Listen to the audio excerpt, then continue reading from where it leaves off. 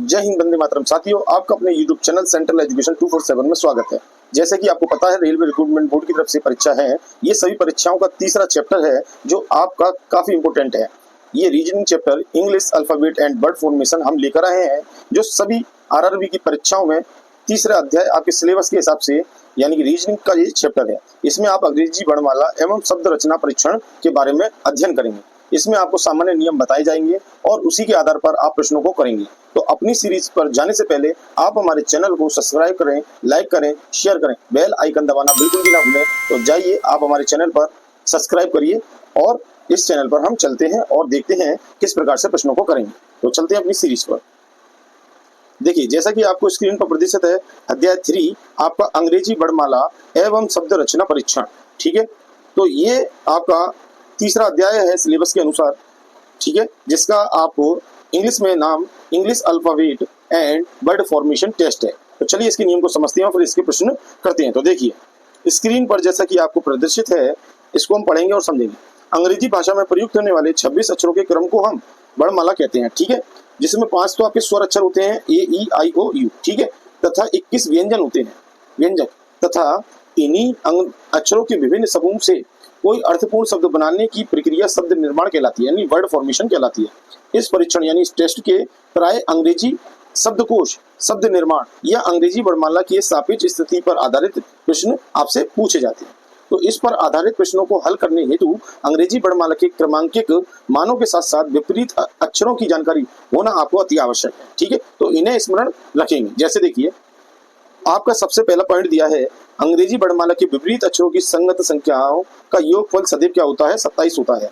तो देखिए, कहने का क्या तात्पर्य है, जैसे आपको देखिए, सबसे पहले आप स्क्रीन पर देखिए, सबसे पहले आपको क्या करना होगा, सबसे पहले इनकी संख्याओं का क्रम, जैसे ए आपका 1 नंबर पे आता है अंग्रेजी वर्णमाला के अनुसार, बी आपका 2 नंबर पे आता है, सी 3 पे आता है और डी 4 पे। इसी प्रकार से आपको सभी अक्षरों का आपको 26 तक आपको याद करना है। ठीक है, चलिए, और देखिए इस तरीके से जब आपको क्रम पता होगा इनका, तो आप विपरीत अक्षर निकाल सकते हो। इसमें जो सामान्य नियम है, इसको आपको ध्यान रखना है कि अंग्रेजी वर्णमाला के विपरीत अक्षरों की जो संगत संख्याओं का योगफल है वह सदैव 27 आएगा। कहने का तात्पर्य क्या है, अब देखिए, जैसे ए का विपरीत अक्षर है जेड, तो ए जो है 1 नंबर पे आता है और जेड आपका 26 पे आता है। यदि इन दोनों का योग करोगे, इनके विपरीत अक्षरों का, यानी विपरीत अक्षरों का योग करोगे, यानी 26 और 1 का योग किया तो क्या आ गया आपका 27। तो देखिए, आपका देखिए यहाँ पर ए की वैल्यू दी है 1 और जेड की वैल्यू दी है 26। इन दोनों को आपने जोड़ा तो 27 आया इनका योगफल। इसी प्रकार से हाँ, आपको इसमें विशेष ये ध्यान देना है, आपको किसी भी अक्षर का विपरीत अक्षर के साथ में योग करोगे, उनकी संख्याओं का योग, स्थान का योग, ठीक है, तो आपका 27 ही आएगा। तो देखिए, बी का जो क्रमांक नंबर है वह 2 स्थान पर आता है और वाई जो है 25वें स्थान पर आता है वर्णमाला के अनुसार। तो इन दोनों का देखिए योग, देखिए 27 आ गया। तो जिसका भी 27 यदि योग आपको मिलता है जोड़ने पर, तो आप समझ लीजिए वे एक दूसरे के विपरीत है। जैसे बी और वाई दोनों क्या है, एक दूसरे के विपरीत अक्षर हैं। इसी प्रकार से सी और एक्स को जोड़ोगे तो इनका भी 27 आएगा। सी तीसरे स्थान पे आता है और एक्स 24 पे। ठीक है, तो 27 आ गया। ऐसे डी और डब्ल्यू का 4 और 23 को जोड़ोगे 27 आएगा। ई और बी का 5 और 22 को जोड़ोगे 27 आएगा। एफ और यू, एफ आपका 6 स्थान पर आता है, यू का 21वें स्थान पर रहता है। इन दोनों को आप जोड़ोगे तो 27 आएगा। जी और टी 7 और 20 को जोड़ोगे तो 27 आएगा। एच आपका 18 नंबर पे आता है, एस 19 नंबर पे आता है, एच 8 नंबर पे आता है और एस 19 नंबर पे आता है। इन दोनों का योग करोगे तो 27 आ जाएगा। ठीक है, चलिए, इसी प्रकार से आई और आर 9 और 18 को जोड़ोगे 27 आएगा। जे और क्यू, जे का 10 है क्रमांक और 17 आपका क्यू का है, तो जोड़ने पर 27 आएगा। के 11 नंबर पे, पी 16 नंबर पे, इन दोनों को जोड़ोगे 27 आएगा। एल और यू को जोड़ोगे तो 27 आएगा। एम एन, यानी एम का 13 है 14, इन दोनों को 27। जब भी किन्हीं दो अक्षरों का योग जोड़ने पर, क्रमांक स्थान का योग जोड़ने पर 27 आता है, तो आप कह सकते हो कि ये एक दूसरे के क्या है, विपरीत अक्षर है। ठीक है, तो देखिए, ये आधे अक्षर आपके स्टार्टिंग में है, इन्होंने आधा, यानी कि 13, टोटल 26 होते हैं। 26 को आधा करोगे, 13 अक्षर आपके स्टार्टिंग से लिख दिए और 13 अक्षर इन्होंने पीछे से लिख दिए। ठीक है, तो देखिए इनके विपरीत अक्षर बन गए सारे। तो ये आपको याद करने, आप कर सकते हो इस तरीके से याद। अगर आपको ध्यान नहीं रहता है तो आप टेबल पर लिख के कर सकते हो। ठीक है, चलिए, आपको याद करना ज्यादा बेस्ट रहेगा, तो इनको याद कर लीजिए आप क्रमांकों को। ठीक है, तो देखिए, अंग्रेजी वर्णमाला को यदि 2 भागों में बांटा जाए तो पहले भाग को आप प्रथम अर्धांश कहते हैं, यानी 2 भागों में डिवाइड किया। देखिए यहाँ पर जो सबसे पहला आपको दिखाया गया है, ये पहला आधा भाग है और इसके बाद ये आधा दूसरा भाग है। तो ये प्रथम अर्धांश है। ठीक है, और ये द्वितीय अर्धांश है, आपको ध्यान रखना है। ठीक है, चलिए देखिए, प्रथम अर्धांश और इसके बाद जो दूसरा बनेगा द्वितीय अर्धांश एन से जेड तक है। तो देखिए एन से हमने स्टार्ट किया और देखिए जेड तक गया है। ठीक है, चलिए अब देखिए इसमें आपका जो बताया है उसी प्रकार से हम कर रहे हैं। देखिए इस नियम को और पढ़ लेते हैं। देखिए अंग्रेजी वर्णमाला को यदि दो भागों में बांटा जाए तो पहले भाग को तो प्रथम अर्धांश और दूसरे भाग को आप द्वितीय अर्धांश कहा जाता है। ठीक है, अर्थात प्रथम अर्धांश अंग्रेजी वर्णमाला के ए से एम तक के 13 अक्षरों के सुव्यवस्थित क्रम को आप अंग्रेजी वर्णमाला का प्रथम अर्धांश कहते हैं। ठीक है, ए से एम तक के। तो देखिए ए से लेके एम तक ये आपके क्रम से आ रहे हैं।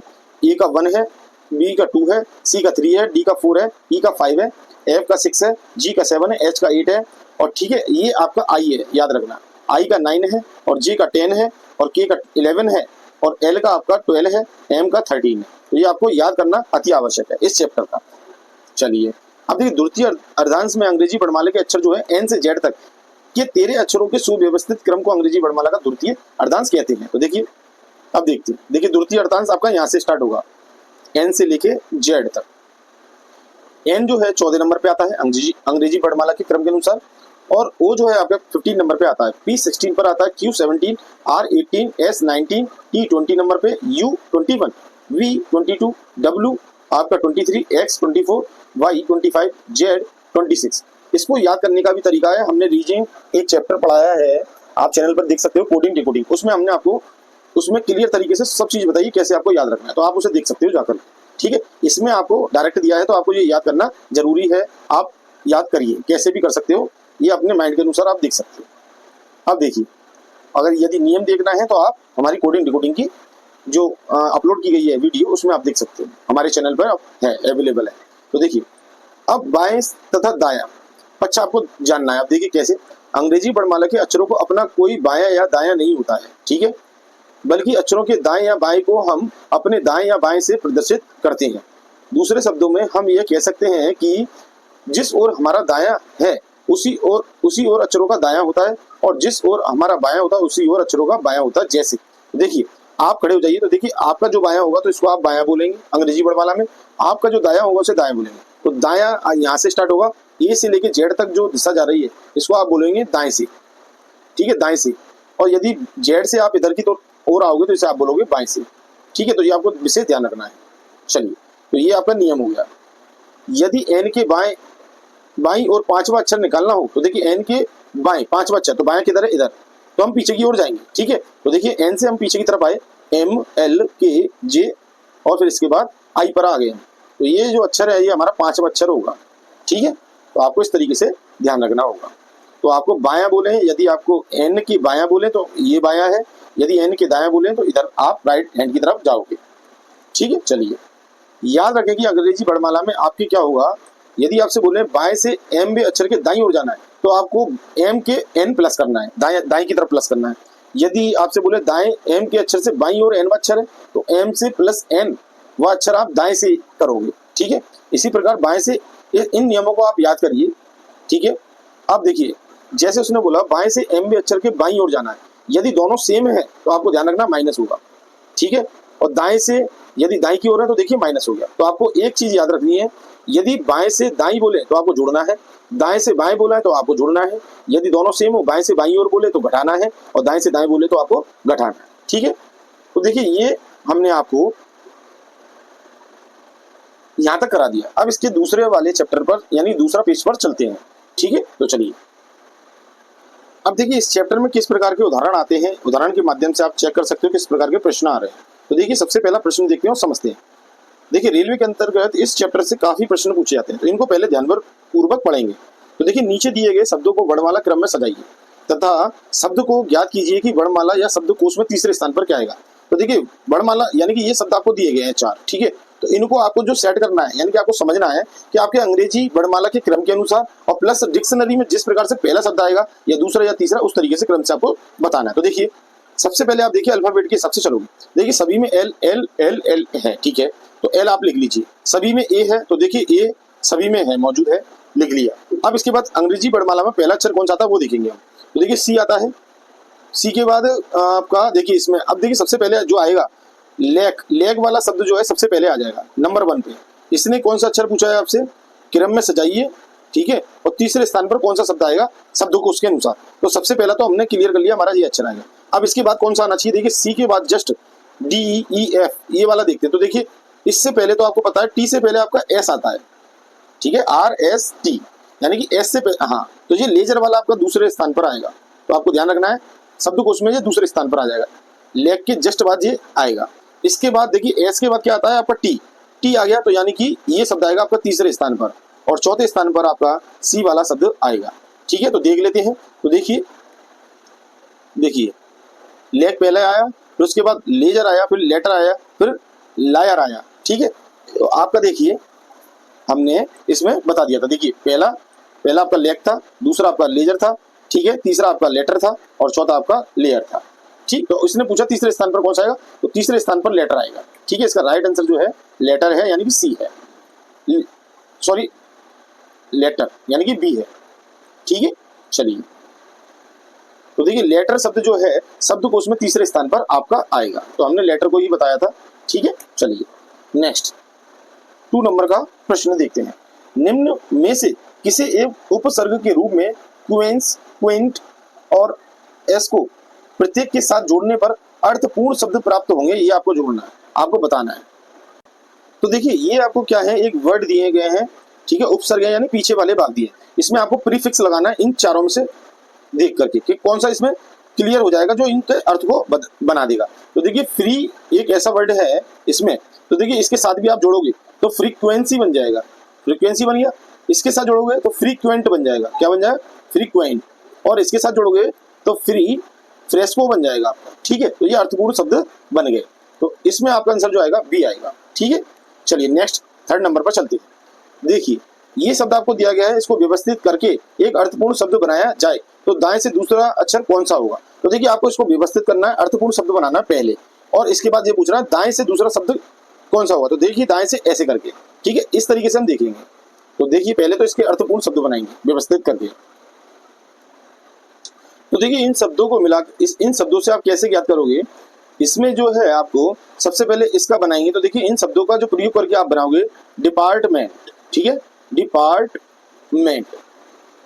तो देखिए यहाँ दायां, हमारा जो दायां हाथ है, अभी आपको व्यक्ति बताया था, दायां जो हमारा दायां होता है उसको हम दाएं तरफ से मानते हैं, और जो हमारा बायां होता है उसे हम बाईं तरफ से मानते हैं, ठीक है। तो देखिए 1 मिनट, तो देखिए इसका डिपार्टमेंट शब्द जब बन जाएगा तो आप किस प्रकार से करोगे, डिपार्टमेंट,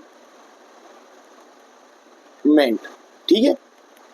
अब देखिए दाएं से इसने दूसरा अक्षर पूछा है, तो दायां स्थान, दायां आपका राइट हैंड से चलेंगे हम, तो राइट हैंड को ही आप दायां मानोगे और लेफ्ट हैंड को आप बायां मानोगे।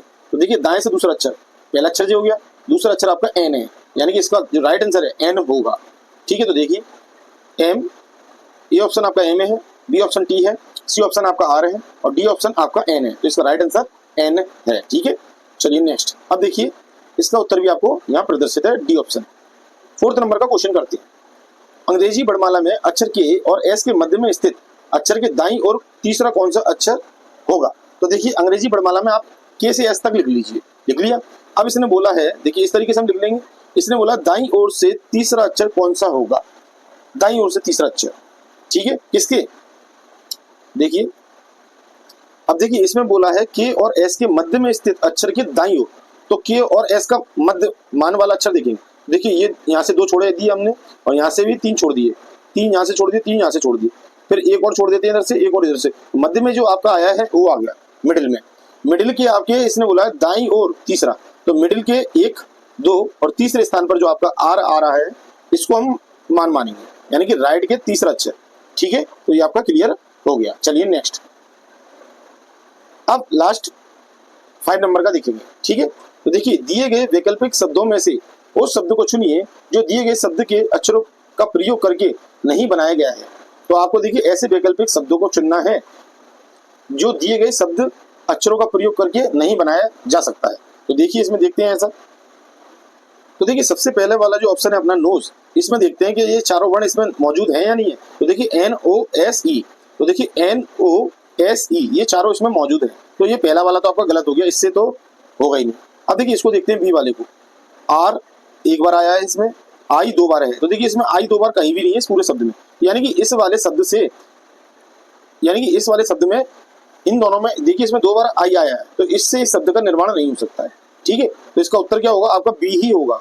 ठीक है, दिए गए शब्द रीजनिंग में अक्षर एक बार है, परंतु रीजनिंग, ये जो आया है रीजिंग, इस शब्द में आपके 2 बार आई आया है। ठीक है, तो रीजनिंग, जो रीजिंग शब्द है इसके अंदर आपके 2 बार आई आया है, तो ये इसमें मौजूद नहीं है। ठीक है, तो इसका प्रयोग कर कर इसको नहीं बनाया जा सकता है।